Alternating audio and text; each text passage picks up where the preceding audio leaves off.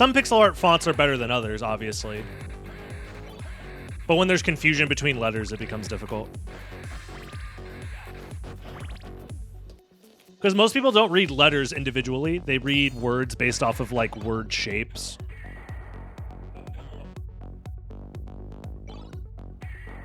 So if too many letters have similar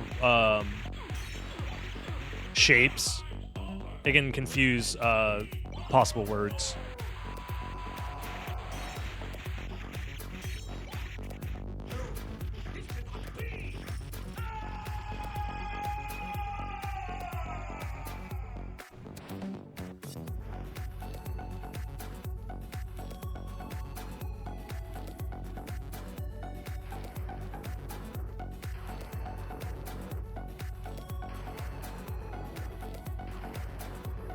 Yeah.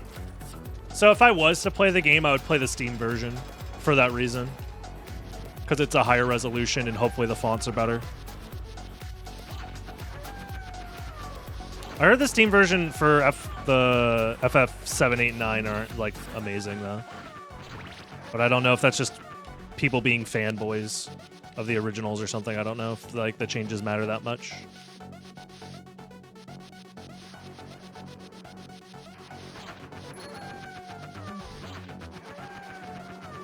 We'll see, though. I have FF7 downloaded, so I do want to play it at some point. I think I might just get over my fear of reading poorly and just play it anyways. And if I sound like an idiot, maybe overall I'll get better at reading as time goes on. I don't know. We'll see. But if I don't enjoy my time with the game, I probably won't finish it.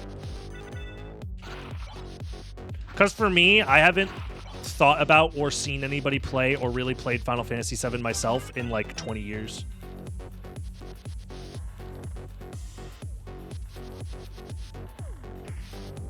So it would be basically like playing for the first time. Outside of kind of knowing the idea of the story, like I kind of understand the outline of the Final Fantasy VII story because it's like talked about so much, and I've just through cultural osmosis picked it up.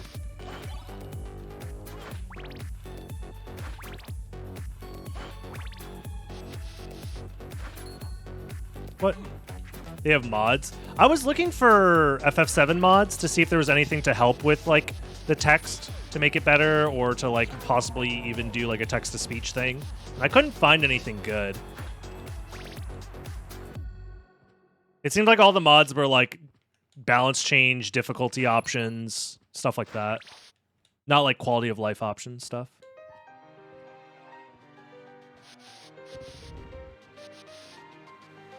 Could unlock it at like a patron number. Patron's number 77, maybe. That's an option.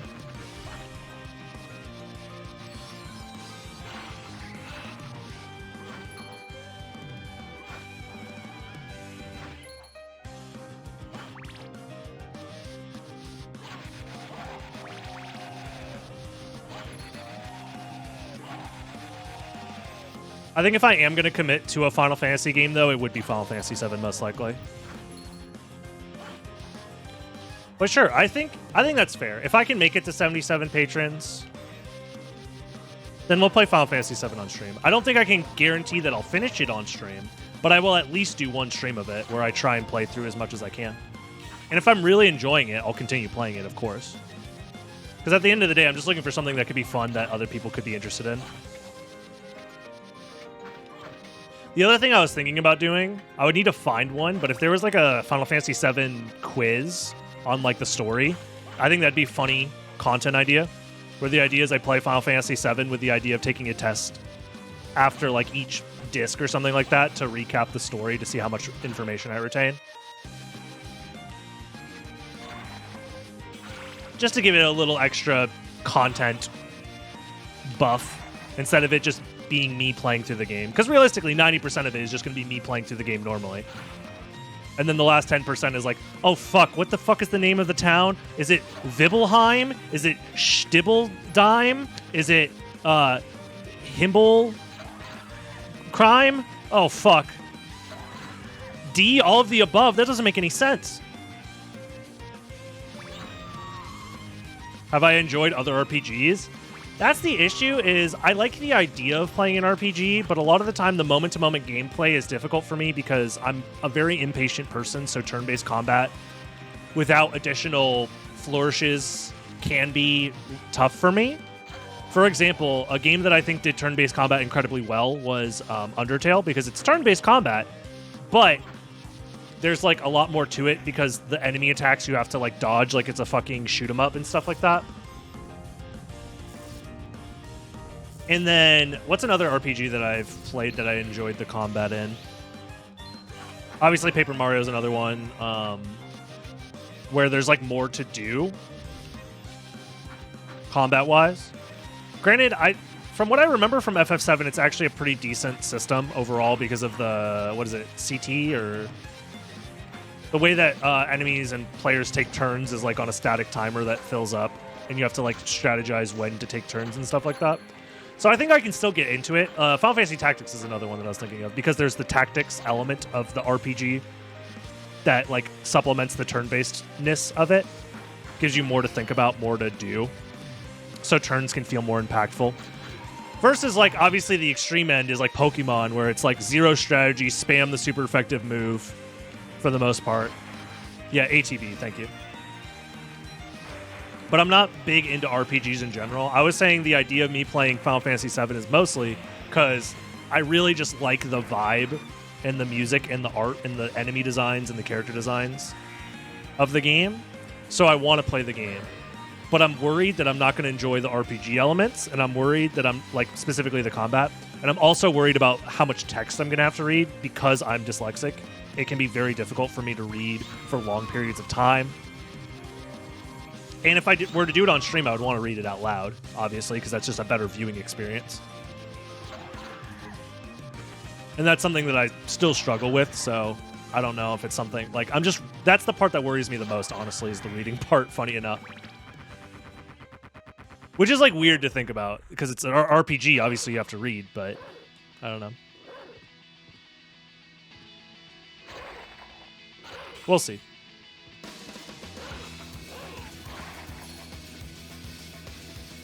Maybe I'll have to get reading glasses, too, for it. That'd be funny. This is my escape. I'm not looking back. We'll see. We'll see. I think I could just suck it up and do it anyways. Even if I do a bad job reading, still try and have fun, though.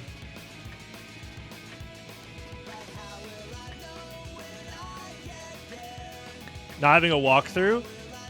If I'm streaming the game, Twitch chat is going to be my walkthrough. Because I'm going to be playing Final Fantasy VII on Twitch. You understand that, like, whether I want it or not... Wow. Whether I want it or not, I'm getting a walkthrough.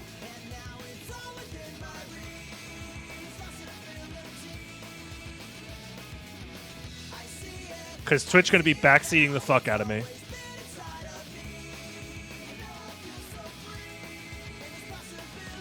My oldest is dyslexic, so I expect for having to go through it. It's not too bad. I would say that my dyslexia is pretty manageable overall. It wasn't super to my detriment. The thing is I never knew I had it growing up because I was tested for it. But because my overall, like, testing abilities at school were better, I kind of, like, gamed a lot of the multiple choice questions and tests and stuff in school.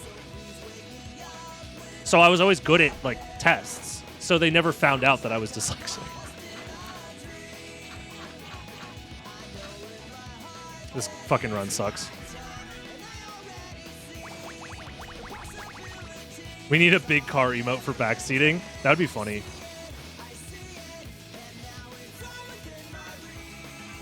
It's like a car with the car door open or something like that.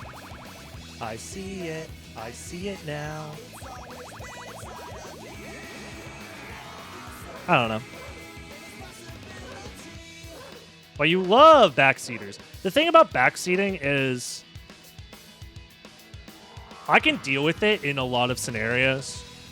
Because I could just choose to ignore stuff. Like, just don't look at the chat during sections where I really care about not getting spoiled. The thing that bothers me about backseaters is when people try and backseat, but they're wrong. That drives me insane. when people are backseating and they're wrong. It makes me want to rip my hair out. Holy shit, that was the slowest fairy of all time. This run sucks. I played Undertale on stream a couple years ago when I was, like, unknown for the most part. I think I had, like, maybe 10 people watching me, and it was a good time.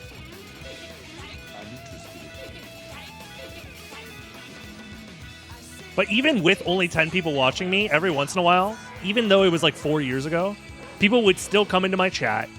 It'd be their first time ever seeing my stream, and then they would backseat me in Undertale. It was crazy.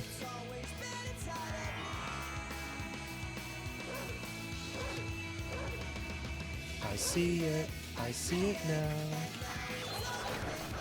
Well, that's just me.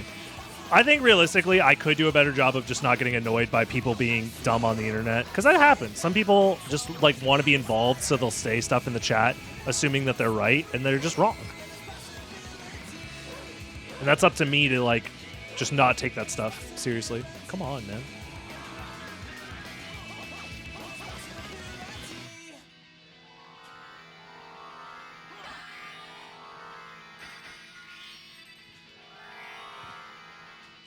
Nice. Half buffered.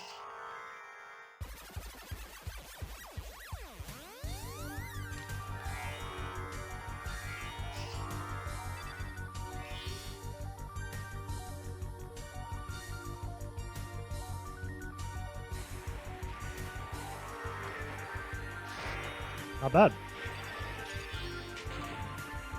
0.1 off my best with a half buffered? That's crazy.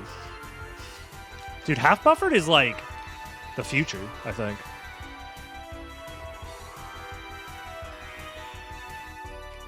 To save that much time with it is crazy. Because my best used an fully unbuffered.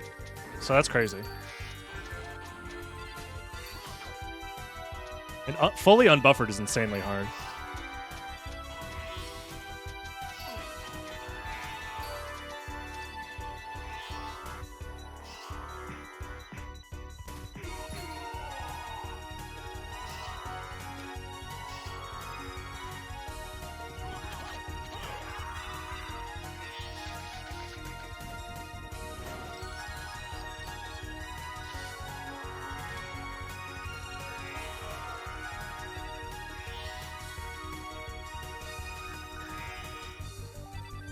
Yep. Richter skip yet again. Ruining another decent run. Damn. I think we would have been pretty much even going into the second castle if it wasn't for Richter skip.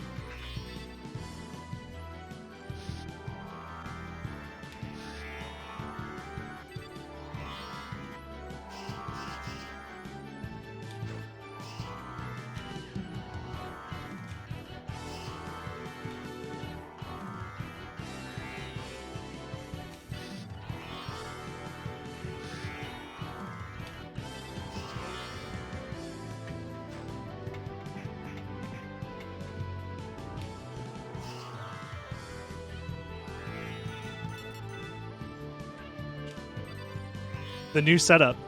Literally practice it for 10 seconds today.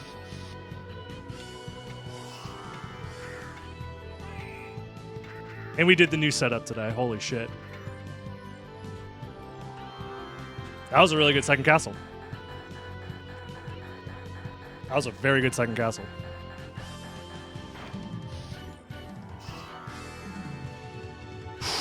If I get big crits, maybe we PB by like a little bit over a second, under a second. I don't know.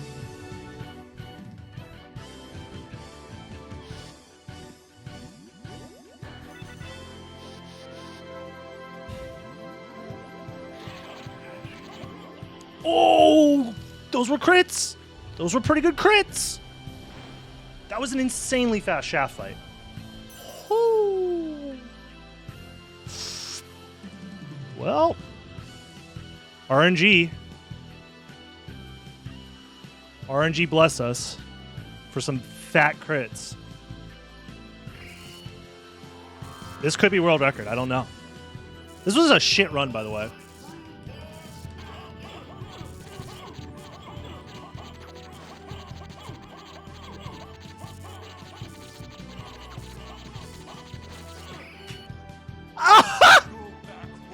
Again? I tied it again? How do I keep tying the world? This is the third time.